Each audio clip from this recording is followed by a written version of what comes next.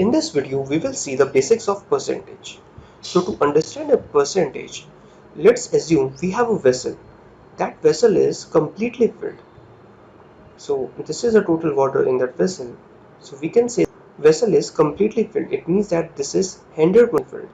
And we have one more vessel which is half filled. So there is half water in it. So we can say it means that it is filled. So the meaning of a percentage is how much quantity is there. So 100% means a full quantity, 50% means half filled. Suppose we have one more vessel whose total capacity is a 10 liter. It means that total 10 liter liquid can come inside it, and we have total 5 liters of water in it. So how to find percentage of water inside this vessel? So to find the percentage of water, what we need to do is, so total capacity is 10 liter. So 10 liters x percent is equal to 5 liter. So to convert this percent, we will divide by 100. So the value of x will come out as 50. So x is equal to 50. It means that it is a 50% filled. We can also see this. So this jar is 50% filled. So this is the significance of percentage. Now let's understand how to find percentage in a different way as well. Suppose we need to find x percent of y. It means that we need to find x percent of y. So y into x. So to convert this percent, we need to divide by 100. So it means that y into x upon 100 is the meaning of x percent of y. On the same side, if I say if we need to find 10% of 50, so how we will solve 50 into 10 upon 100 is equal to, so if someone asks you y percent of x means what, so y percent of x is equal to x into y upon 100, which is also equal to x percent of y. So we can say that x percent of y is equal to y percent of x. So both values are same. So y percent of x is equal to x percent of y. So for example, if we need to find, let's say 10% of 80, so we can also find 80% of 10 as well. So here we find out 10% of 80, and here we are finding 80% of 10. So the answer will be same in both the cases. So we can say that x percent of y is equal to y percent of x. Now we will see some shortcuts to find a percentage. Suppose we need to find 25% of some number. Let's say the number is 20.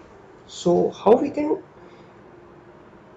break this 25% is like 20 into 25 upon 100, which means that 25% of 20. So we can write 25% as 1 by 4 in fraction.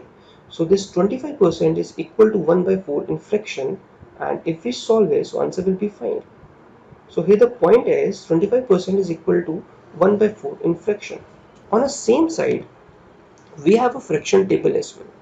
So 100% means 1, 50% means 1 by 2, 33% means 1 by 3, 25% is 1 by 4, 20% is 1 by 5, 16.66% is 1 by 6, 14.28% is 1 by 7, 12.5% is 1 by 8, 11.11% is 1 by 9, 10% is 1 by 10, and 9.09% is 1 by 11. So that way we can write percentage in the form of fraction. Now, if we need to break the percentage, so we can also break a percentage. Let's do one question on this. Suppose we have a question 45% of, let's say, 4. What we can do is we can divide this 45% into two parts. So we can divide this 45%, let's say 20 plus 25%. So if we need to solve for the 20%, we can also break this 45% as 50% minus 5%. So if we need to solve, what we can do is, so 84 into 20% is 1 by 5 and 25% is 1 by 4. Now if we solve this, so if we divide 84 by 5, so it will come 16.8, and if we divide 84 by 4, it will come 21. Now we just need to add these numbers, so answer will be 37.8. On the second side, if we need to find 50% minus 5%, so a 50% in fraction is 1 by 2 and 5% is 1 by 20, so the answer will be 41 minus 4.2, which is also equal to 3.8%. Now let's see how to find approximated percentage. This is really important. So suppose we have a question in which we need to find 139.4% of 212. So in this case we can break this 139 as 100 plus 40 minus zero point 0.6. So we just need to solve these percentages. So 212 100% plus 212 40% minus 212 0.6%. 100% means the same number multiply with 1.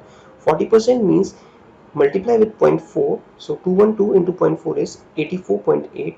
Now subtract it with 212 into 0.6%, which is 1.272. Now if we add 212 plus 84.8, we get 296.8. Subtract 1.272. So approximated answer is 295.6. So that way we can solve with the help of approximation. In the next video, we will see all possible type of question on percentage. I hope you like this video.